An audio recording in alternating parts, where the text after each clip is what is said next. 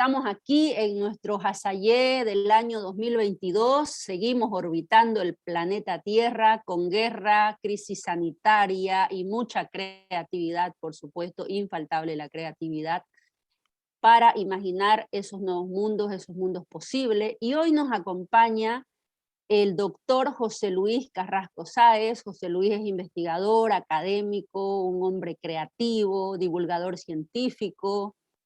José Luis ahora nos acompaña desde Dublín. Nos vamos a interiorizar un poco de su trabajo en el ámbito de la epistemología, la filosofía, los inicios del conexionismo. Ha sido una de sus últimas cápsulas que ha subido a su canal, donde tiene un programa que nos permite acercarnos a las diferentes teorías del conocimiento, de las tecnologías, el mundo de la literatura en el sentido más amplio de la palabra literatura. Así que bueno, ¿qué tal, compa? Como siempre, firme, nuestra compa Ana María Lara, hermana de este camino. ¿Cómo va todo por allá? ¿Cuál es la pregunta con la que vamos a tejer este Hasayé virtual, este monte virtual? Hola, muchas gracias por tu compañía, José Luis, por compartir este rato de vida con nosotras. Estamos muy contentas. Yo me sumo a lo que decía Claudia en nuestro primer capítulo del 2021 y aquí estamos con todo el entusiasmo, igual que siempre, para hablar de esta época tan rara, ¿no? Transición cultural inminente. En un panorama que parece a veces absurdo, entre que pensamos a veces, de acuerdo a los acontecimientos, se nos puede aparecer la esperanza de transformaciones en las relaciones diplomáticas, de transformaciones en los niveles de socialización, pero de pronto nos damos cuenta que entre las redes, entre la información, entre toda la tecnología y todos los sucesos que están aconteciendo, más bien hay polarización, hay instrumentalización y mucho sin sentido, ¿no? Entonces, pensando en eso y además que estamos en el mes del libro, tratando de rescatar, como siempre con Claudia, esta acción de narrar y leernos en la época que vivimos, nos tiene muy contenta tu presencia para poder hablar sobre las relaciones que tú has visto desde tu trayecto, que algo comentaba Claudia, nos puedes seguir comentando tú, entre la literatura y la tecnología. Cómo estas nuevas formas de habitar y de generar entendimiento, conocimiento, veamos si también puede generar entendimiento, están relacionadas o se han manifestado en tu trayecto, que es lo que nos interesa compartir contigo en este recorrido virtual. Así que desde ahí nos puedes compartir lo que se te venga. No es una pregunta muy clara, ¿no? Pero lo que puedas compartir con nosotros respecto a esas temáticas para empezar a hilvanar, ¿no? Bueno, muchas gracias Claudia, Ana María, por la invitación. Es un agrado para mí poder estar con ustedes, sobre todo en esta nueva temporada de este programa que contribuye a algo tan importante que es conversar, intercambiar ideas, miradas del mundo, mirarse, independientemente de que hoy día no estemos físicamente, pero sí desde la virtualidad podemos sentir esa conexión que de cuando en cuando la tecnología a veces la permite y otras veces no la facilita como quisiéramos. Entonces le agradezco esa posibilidad. Y con respecto a la literatura y tecnología, bueno, podríamos considerar que el libro es un instrumento que nos permite ir construyendo distintos artefactos tecnológicos y de algún modo también han ido plasmando lo que posteriormente ha podido decantar en tecnología. Por ejemplo, a propósito de lo que planteaba Claudia del canal de Ciencia Come, uno de las últimas cápsulas están vinculadas con un libro muy interesante de Francisco Varela que es Conocer, que me ha gustado mucho y de hecho lo recomiendo también mucho, a pesar de que se escribió en 1989, porque primero nos invita a reflexionar acerca de cómo hoy día, por primera vez como individuos, como especie humana, tenemos la posibilidad de comprender qué pasa dentro de nosotros en el acto mismo de conocer. Situación que posiblemente hasta antes del crecimiento exponencial de la tecnología está situada en el ámbito un poco más filosófico, si se quiere, o psicológico. Pero hoy día, eh, para bien o para mal, con el desarrollo tecnológico, especialmente los avances de la física, tenemos una oportunidad y una responsabilidad, sobre todo una responsabilidad, de poder comprender por primera vez qué pasa con nosotros en el acto mismo de conocer.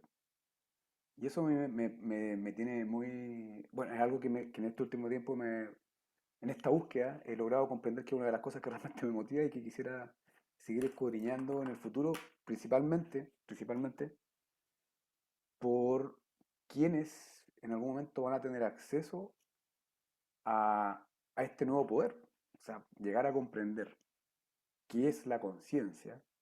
O sea, realmente creo que posiblemente pueda ser la próxima revolución.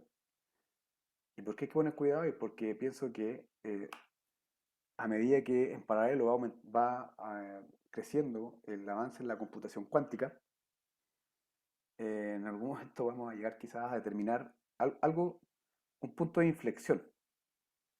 Eh, en paralelo con Varela, por ejemplo, Roger Penrose planteaba también una discusión parecida.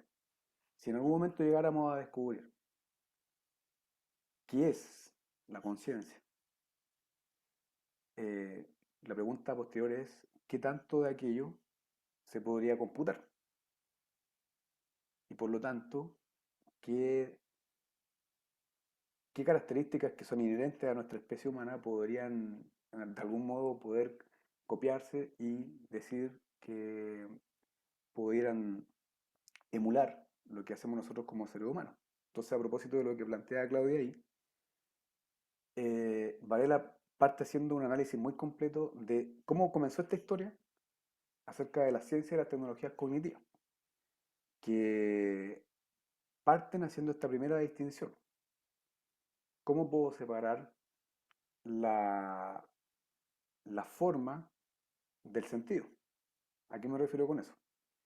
En que el cognitivismo lo que buscaba era poder representar los aspectos de la naturaleza en símbolos, independientemente de qué es lo que le diera sentido a ese símbolo.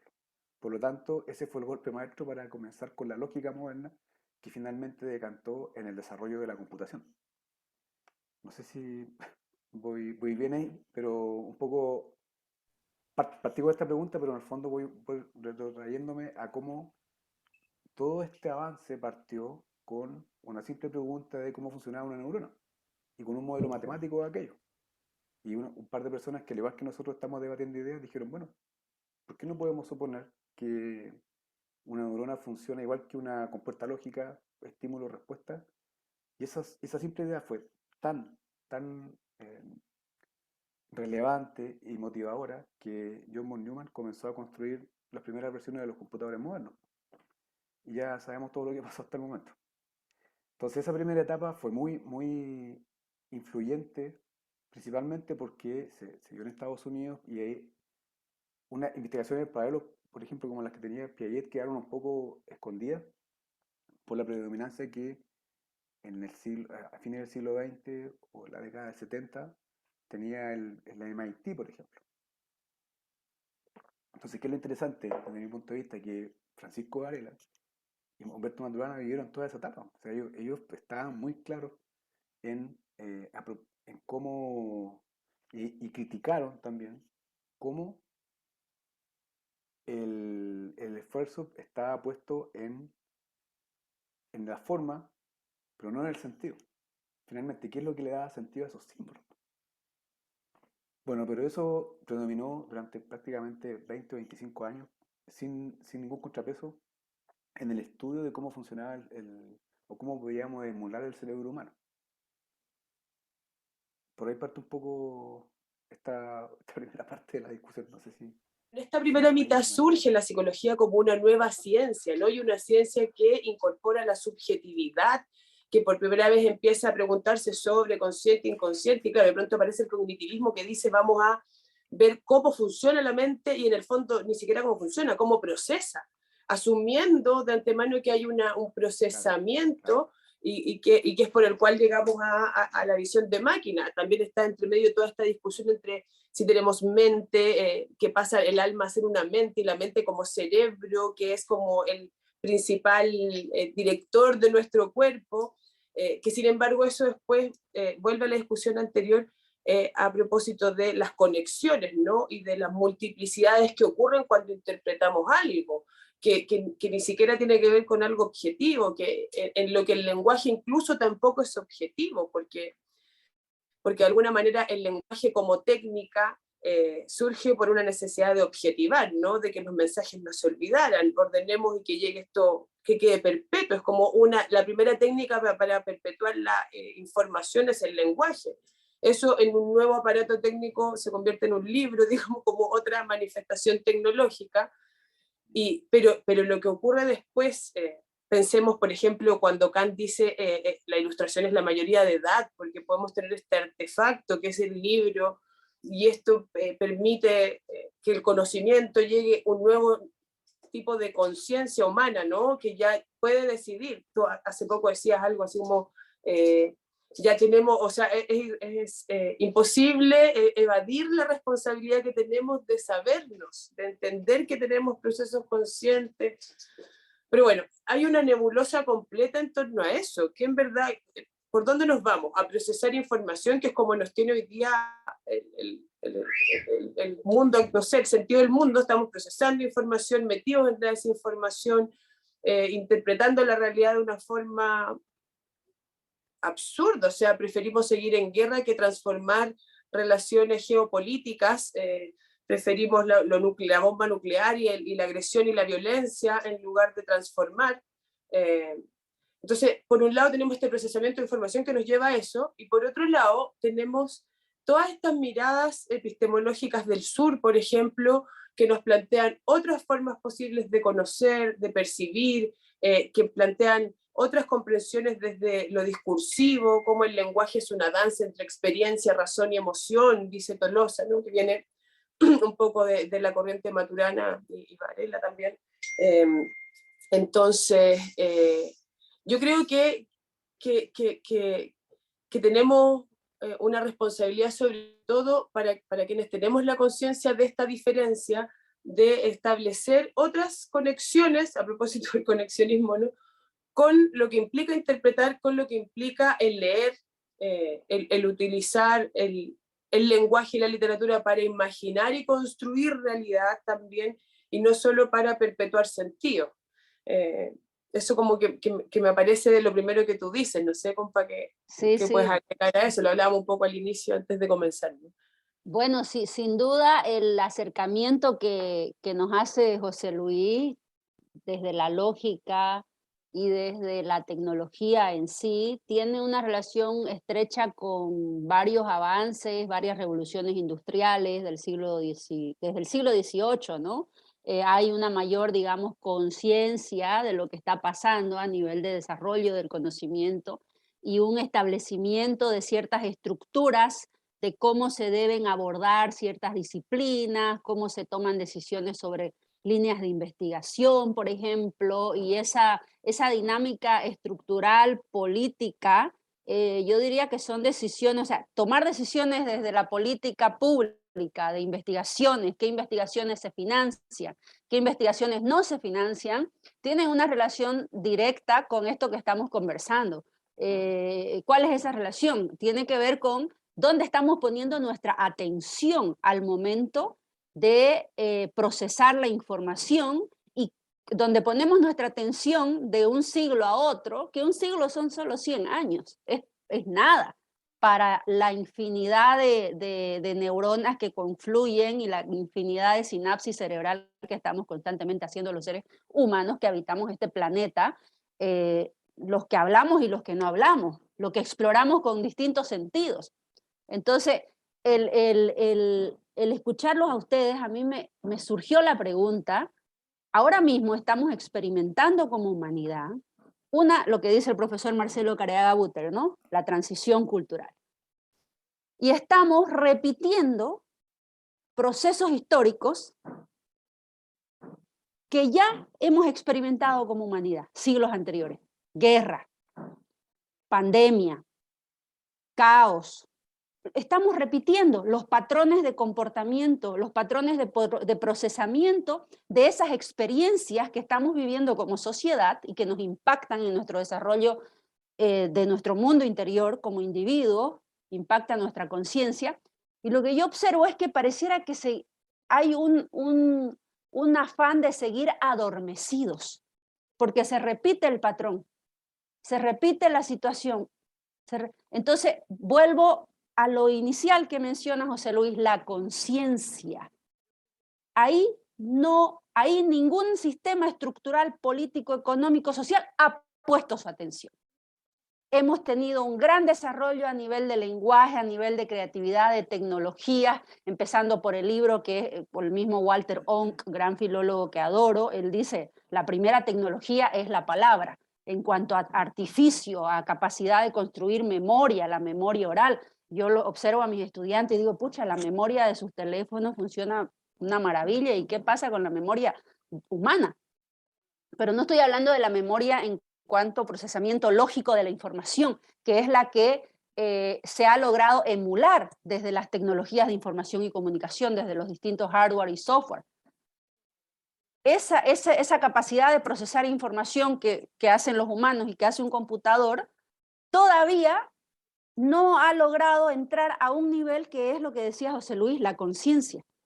Yo no conozco, al menos por ahí estoy mal ubicada en el planeta, pero no me he enterado de un equipo tecnológico que procese o identifique el estado de la conciencia de la humanidad, el estado de los individuos que habitamos este planeta, cómo estamos vibrando y qué decisiones estamos tomando desde ese estado de conciencia.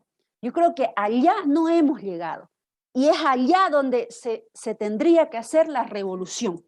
La siguiente revolución y el desafío histórico que todavía tenemos como seres humanos para dejar de repetir estos patrones de comportamiento, de pensar que las cosas se resuelven o con guerra, o con crisis, o con pandemia, porque pareciera que es como nos hemos habituado a ese vicio. Entonces, como ya conocemos la dinámica de una guerra, nos comportamos ya, meta guerra, meta pandemia, meta virus, como si no hubieran otras posibilidades para crear otros mundos.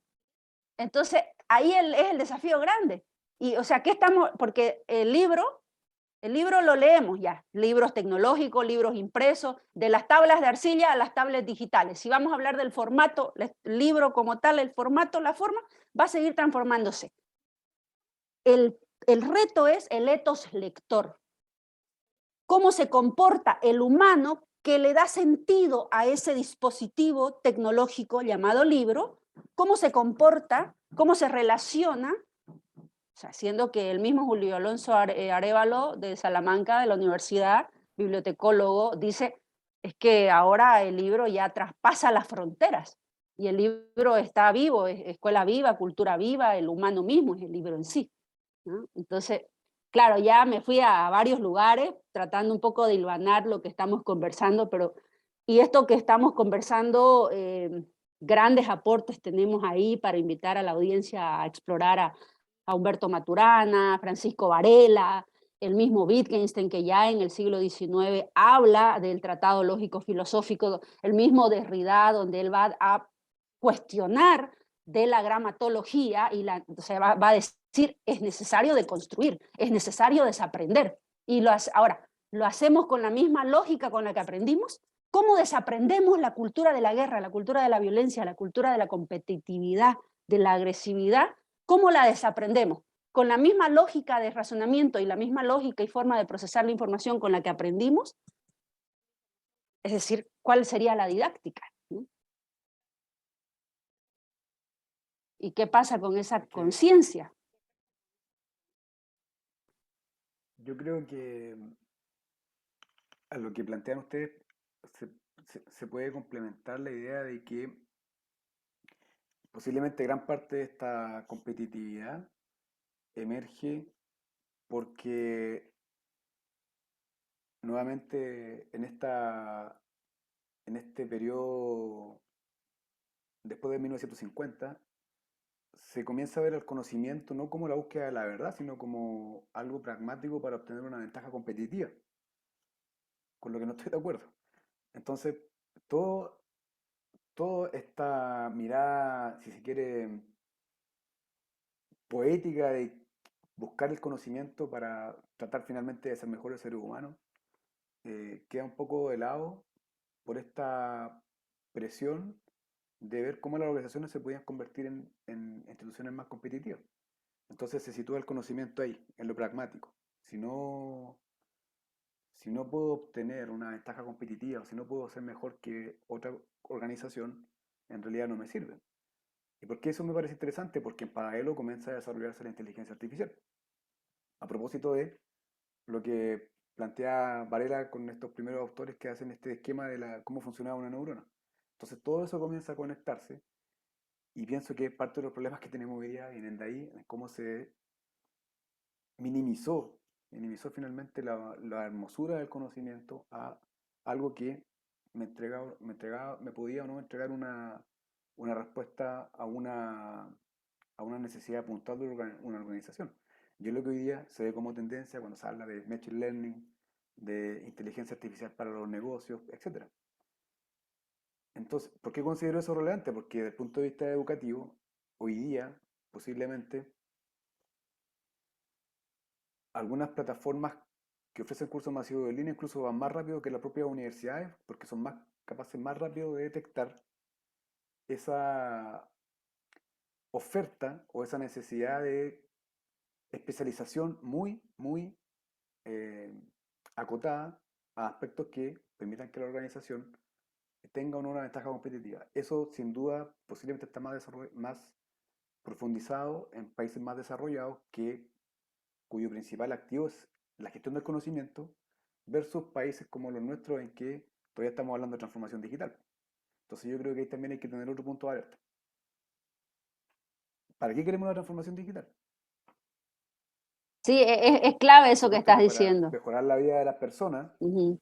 para mejorar la vida de las personas, pero también eh, no perder de vista. Yo creo que nosotros con este tipo de programas podemos poner esa voz de alerta y decir, recuerden, el conocimiento no emergió o toda la búsqueda que ha hecho el ser humano del conocimiento no emergió para que una empresa gane más plata. Entonces, yo creo que ahí hay que poner ese punto muy, tenerlo presente. Porque por ahí posiblemente parte la otra pregunta, que es, bueno, ¿cómo nos volvemos conscientes de lo que está pasando? Entonces, Mm. cuando tenemos este discurso de que el desarrollo tiene que ver con los ingresos per cápita, y una serie de cosas que posiblemente decantaron en lo que pasó en Chile con el estallido social, desde mi punto de vista, si empezamos a escarbar, parte de eso tiene que ver con algo, vuelvo nuevamente a Varela, con algo que no solamente se puede aplicar a una persona, sino que se puede aplicar incluso a la mirada de un país. ¿Cómo nos concebimos a nosotros mismos como sistemas complejos de aprendizaje? No es una pregunta sencilla. ¿Por qué? Porque si un país tiene conciencia de cómo aprende, posiblemente no pasaría lo que plantea Claudia, lo que plantea Ana María, de que repitamos los mismos patrones. Y posiblemente tendríamos más certeza de en qué investigaciones financiar si supiéramos realmente dónde queremos estar y cómo estamos siendo conscientes de nuestro propio proceso de aprendizaje. Y volviendo nuevamente al cognitivismo, eso queda fuera del cognitivismo, porque hay una serie de comportamientos emergentes que no, en estricto rigor no le interesan al cognitivismo, de esa mirada está bien, pero finalmente son los comportamientos emergentes los que ahí está radicada la conciencia, los comportamientos emergentes. O sea, nosotros tres por separado posiblemente tengamos comportamientos completamente distintos que lo que está emergiendo ahora. Nadie podría predecir lo que está aconteciendo ahora. es un poco lo que plantea el conexionismo y es Sí. lo que no es tan sencillo de analizar cuando, cuando se quieren analizar comportamientos sociales. Y por eso también es tan importante, como dice nuestro querido profesor Marcelo Careaga, no estar atrapado con el método. Sí, sí, Porque, el quedarse ¿cómo atrapado puedo en el investigar? método es el problema, ¿no?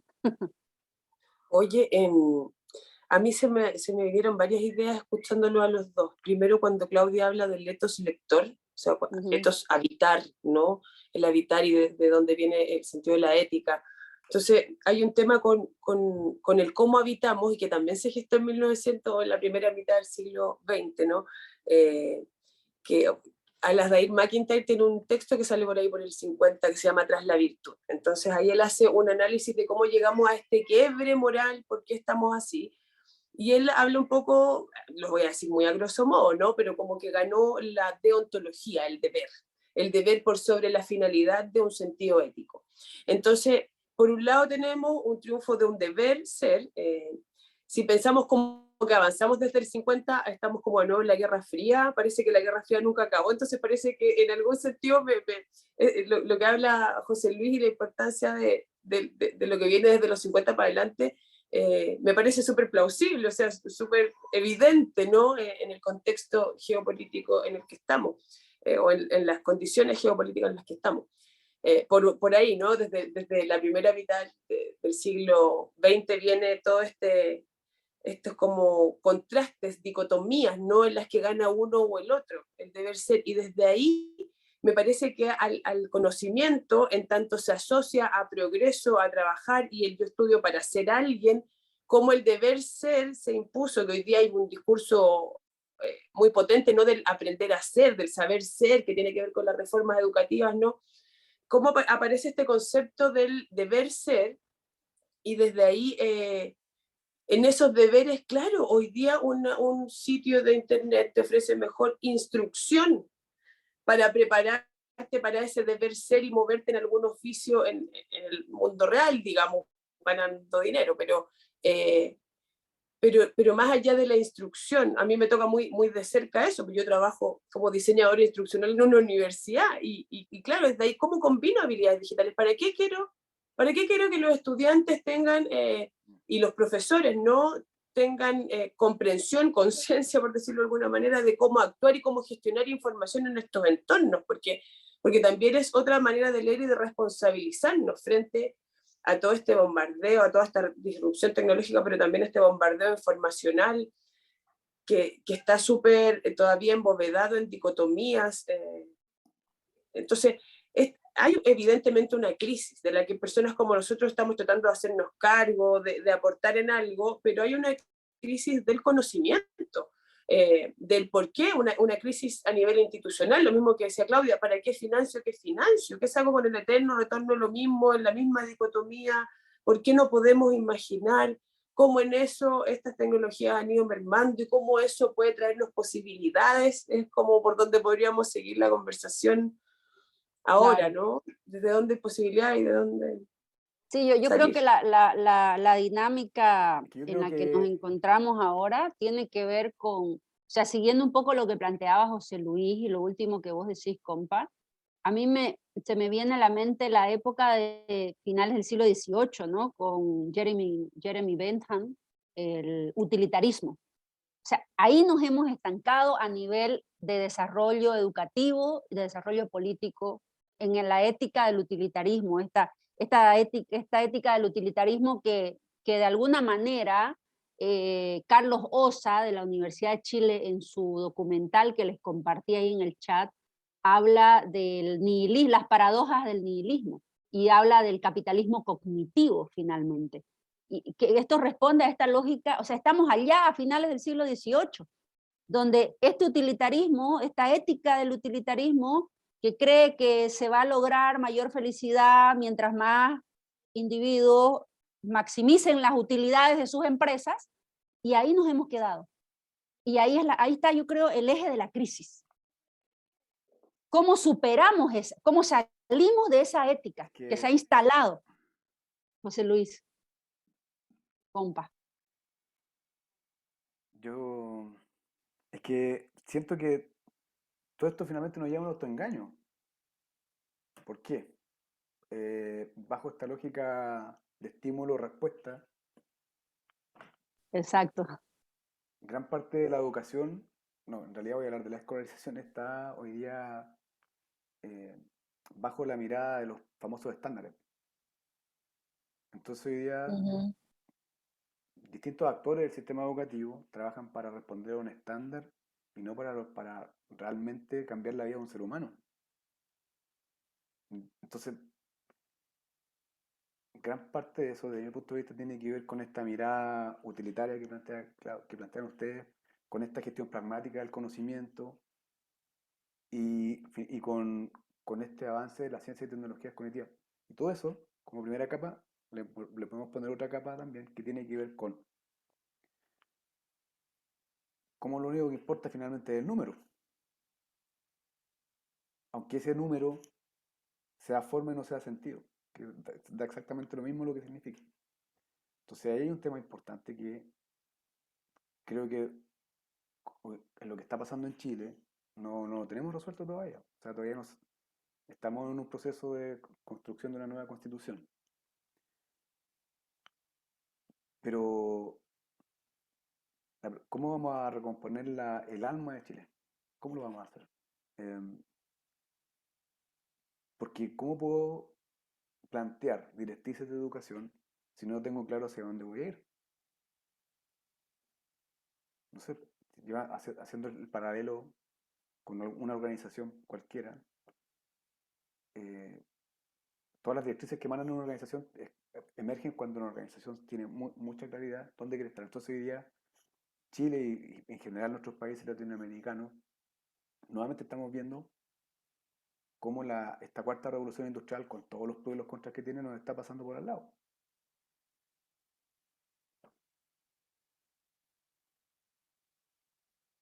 Y finalmente son nuestros niños, las futuras generaciones, las que están siendo afectadas, primero, por una educación que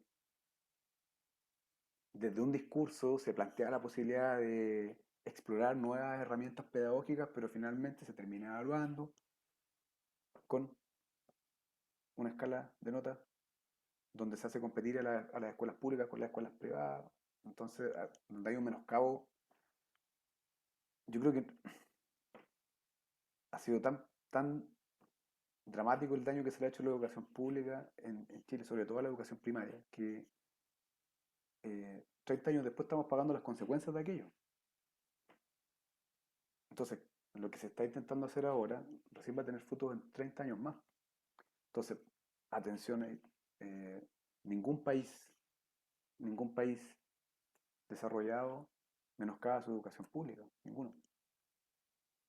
Entonces, ahí yo creo que, y si tuvimos un error estratégico, estructural, comenzar a pensar en menoscabar la educación pública, porque de lo contrario, eh, otras miradas de educación que perfectamente son válidas, mi discurso no va por ahí. Cada persona puede elegir, pero tienes que tener no, la misma posibilidad, independientemente de quién sea, donde nazcas, creo yo. Entonces, ahí tenemos un problema estructural. A analizar a sí mismo como sociedad y estamos en búsqueda de ese camino. Volviendo a nuestro profesor Marcelo, entonces estamos en un proceso donde tenemos que abrazar la incertidumbre.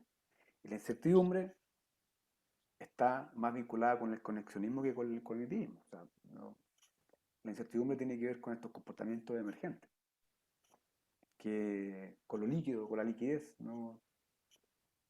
Mm. Es un momento interesante eh, y desafiante a la vez que espero, espero realmente nos sirva para poder saber dónde va a estar Chile en 40 años más, o dónde queremos estar.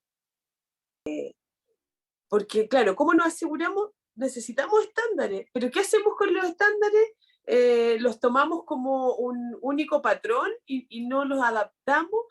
¿Dónde está la flexibilidad? ¿Dónde está la comprensión de lo local, de lo comunitario, de todos estos aspectos que son éticos, que son de habitar y de construir. Yo hace rato que lo digo, si uno lo mira bien, es un poquito esquizofrénico, es un poquito como sin sentido, por decirlo suavemente, que nos quieran imponer una manera de enseñar y que queramos imponer esa receta universal en cualquier espacio, pero por otro lado queremos que todos tengan las mismas condiciones. Entonces, también se confunde el discurso desde cómo elaborar, por ejemplo, en que todos tengan las mismas oportunidades, cómo elaborar visiones o misiones institucionales en contextos distintos, o cómo querer esquizofrénicamente no poner lo mismo para todos, que también es imposible. O sea, yo he estado en colegios que tienen infraestructura muy avanzada, no sé, muy buena infraestructura, que tienen todos los medios posibles, pero las clases y el ambiente adentro es nefasto. Y he estado en colegios que tienen cero tecnología, cero recursos, y los procesos de aprendizaje y la manera en la que comparte la comunidad es distinta. Entonces, claro, también tenemos que poner ojo ahí en cómo se están desarrollando las políticas públicas respecto al currículum, respecto a integración. Está lleno de decretos para cómo se tiene que comportar una educadora diferencial, cómo se tiene que comportar una educadora de párvulo, cómo, en fin, en cada nivel. Cada ley está acompañada, me ha tocado verlo, y en varios ámbitos cada ley está acompañada de muchas más actualizaciones, muchos más decretos, que yo siento que no se llevan de ninguna manera a la práctica. Al final del día, el profesor lleno de cosas administrativas está copy-paste, copiando, pegando, metiendo una estructura que ni siquiera ocupa en clases para generar procesos administrativos, y por otro lado ve lo que hace en clase. Entonces ahí también hay una separación entre la teoría y la práctica pedagógica que no está bien conectada, no se ha hecho esa conexión. Desde hoy día hay tanta información sobre programación neurolingüística, ¿no? Claudia puede continuar hablando como de eso, de cómo funciona el cerebro, lo mismo que tú decías, los procesos de conocimiento, pero tenemos un montón de desconocimiento todavía, a pesar de que está instalado en el discurso, de otros procesos internos, de experiencias, de conexiones que tienen que ver con bienestar biopsicosocial, que no se integra a los procesos del conocimiento, del compartir con otros. Yo un día le decía a Claudia que lata que uno diga que escolar como término peyorativo. O sea, llegará un día en el que podamos decir eso es escolar como algo de escuela, ¿no? El aprender. Yo simplemente quiero terminar con eso, con decir que inevitablemente cuando uno se pone a escudriñar en estos temas se encuentra con una maraña absurda, y que claro, por ejemplo, el trabajo del profesor Cariaga aporta mucho a limpiarlo, y hay harta construcción, hay harta gente haciendo cosas para poder transformar esto, pero también tenemos que ir y meternos en el discurso político, cómo intervenimos realmente nuestra cultura en esto que queremos que sea Chile, o qué queremos que sea en el fondo el desarrollo humano de aquí en adelante, no necesariamente en Chile. Hay nociones súper conflictuadas, ¿no, compa? Sí, sí, bueno, ahorita voy a tomar lo último que dijiste y tal vez para ir acercándonos al cierre. Yo creo que nos encontramos a propósito del proceso constituyente que está viviendo Chile, a propósito del proceso constituyente que vivimos en mi país natal, Bolivia, y de los procesos constituyentes que se vienen generando en varios países en los 5 continentes de este planeta, según la configuración del mapa mundi que todavía tenemos, que mucho no ha cambiado, pero con la geopolítica y las guerras como van y vienen, hartos cambios ya están aquí, ¿no? Yo creo que el desafío es, y la invitación, diría yo, a la audiencia, repasar un poquito. Hay este autor, ahora que doy clase a los estudiantes de Derecho de la Católica de Santa Cruz, Roberto Gargarella. Él habla de las máquinas, de la sala de máquinas de la Constitución, y habla de todo este aparato legislativo que implica entrar en un proceso constituyente. Y dado que somos humanos mal acostumbrados, y no creo que eso cambie mucho en los próximos siglos, a que te planteen una norma, empezando por la norma de escribir, la forma en la que estamos configurando las oraciones, el diálogo que estamos teniendo, responde a una forma de escritura a la normativa de la lengua española. O sea, estamos habituados a esa dinámica como humanos. Yo creo que ahí hay que prestar atención. Observar e intentar describir desde nuestros propios etos, intentar encontrarle el sentido a esa maquinaria legislativa. Porque me parece que el riesgo que tenemos es seguir fabricando aparatos legislativos que lo único que harán es lo que dice Byung-Chul Han, el coreano, el de la crisis del cansancio, la sociedad del cansancio, que sacó un último libro que se llama Infocracia. O sea, vamos a caer en una infocracia más. Y es esa infocracia en la que están los profesores ahora. El caso boliviano, el caso chileno, el caso argentino. Estaba esta mañana conversando con el profesor Luca Chucci, lingüista codirector mío de la Universidad James Cook de Australia.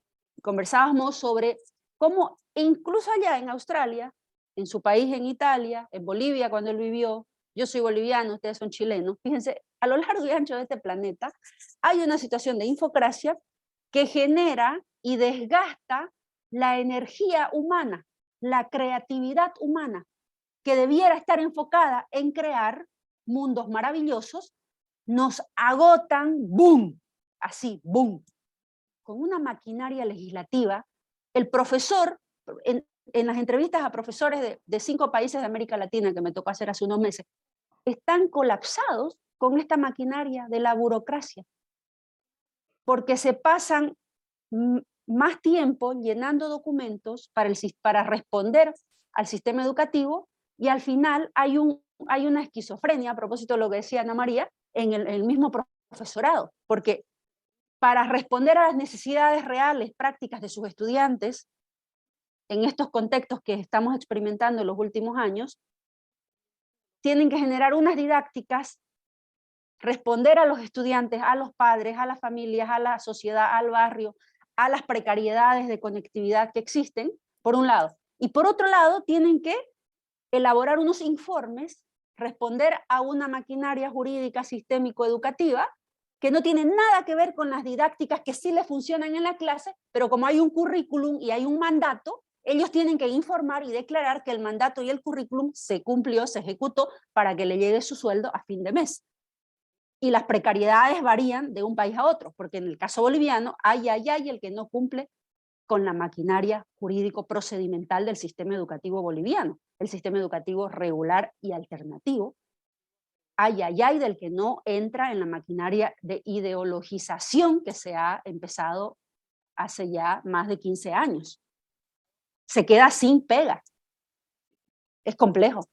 Es que por eso, Claudia, también creo que es válido cuestionarse, porque pienso que el diagnóstico de algún modo está claro, pero por ejemplo, ¿qué hace la Facultad de Educación al respecto?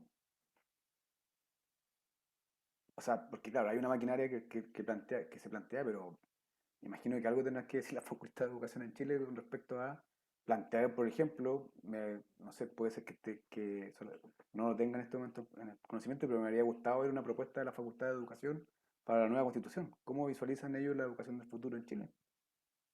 Y no estar formando profesores que finalmente, en vez de ser la persona que conecte a un niño con el mundo, porque posiblemente sea el referente que tengan, no, están, a pesar de toda la vocación que pueda tener un profesor, como plantean ustedes, cae después en esta maquinaria que, y lo conecto nuevamente con lo que les planteaba al principio, conciencia y mente. Hoy día nuestro sistema educativo está basado en el aspecto computable que es la mente. Por lo tanto, es inconsciente. Es inconsciente. Es la forma, no es el sentido. Y ahí tenemos un problema. Difícil de resolver, porque finalmente es esa forma la que necesita los recursos eh, y da vuelta a toda esta vorágine que ustedes plantean. Entonces, ¿por qué me parece interesante? Porque mientras más podamos distinguir qué diferencias hay entre la conciencia y la mente, también podemos ver cómo eso se puede aplicar, por ejemplo, en educación para distinguir qué tanto grado de inconsciencia tenemos. Y desde mi punto de vista, eso tiene que ver con aquellos aspectos que son computables. Llámese estándares, por ejemplo. Porque esa es la forma, no es la esencia, no es lo que después vale la pantalla como el coleccionismo, los comportamientos emergentes que no están sujetos a una predicción, sino que emergen como conexiones entre conjuntos de personas o neuronas que posiblemente a primera vista no tienen ninguna relación. Entonces, por eso me parece interesante y por eso a partir de ahí, desde este conexionismo, emerge todo parte del fundamento de la mirada sistémica, de la complejidad, etc. Entonces, creo que ya estamos en un problema profundo entre la conciencia y la mente en el sistema educativo. Y por eso creo que estamos como estamos. Pero hay que tener mucha esperanza. Siempre. Así es. Y seguir trabajando en lo que vos estás haciendo, José Luis, con tu programa, con tus investigaciones, lo que hace la Compa, lo que cada uno de nosotros, y seguir abriendo estos espacios de reflexión, de diálogo, de caos maravilloso del pensamiento, para que cada vez se abran más esos caminos hacia el acercamiento a las respuestas que necesitamos para liderar el futuro, como diría Otto Scharmer, de la teoría U. Gracias, José Luis, por acompañarnos en este Hasayé. Compa. Sí, como siempre se nos pasa el tiempo volando y quedamos siempre llenas de preguntas, con mucha resonancia de todo. Para variar es un tema complejo. Nos hemos dedicado en estos encuentros a tratar de hilvanar un poquito o de desenredar un poco algunas marañas y por lo menos visibilizándolo, hablándolo, sintonizando en esta necesidad, ¿no?, de transformar o de, más que transformar, de asumir nuevas formas de habitar, porque claro, yo creo que tenemos que aprender un poco esto último que decía José Luis, de estar en la incertidumbre, pero venimos desde la tradición occidental completa, desde que apareció la filosofía en Grecia, queriendo el orden, queriendo ordenar las lógicas de sentido, ¿no?, las lógicas veritativas, queremos ordenarlo todo, y hoy día necesariamente, si hay algo evidente, es que hay que transitar hacia esa incertidumbre, si no va a ser imposible que podamos construir algo. Así que gracias por este tiempo de compartir incertidumbres y espero que nos volvamos a reunir pronto. Gracias por tu compañía, José Luis. Es un agrado, quedo a su disposición y muchas gracias por la invitación. Realmente pasó muy rápido el tiempo y quedo a su disposición. Cuando quieran, con mucho agrado podemos profundizar en otro tema y seguir conversando. Buenísimo, ahí te vamos a estar siguiendo en Ciencia Comedy también. Un Muchas gusto gracias. saludarte, Pronto voy a José Luis. ya tengo casi listo el último video, así que espero subirlo Ah, esta semana. buenísimo. De la Ya, continuación del genial. libro Conocer, así que Ya, les agradeceré excelente. también que me ayuden a difundirlo. A divulgar ahí, claro, Muchas para gracias. eso estamos. A vos, José Luis, un abrazo, compa. Buenas noches para todos. Luego a la distancia, cuídense mucho. Chao, chao. Igual, chao, chao.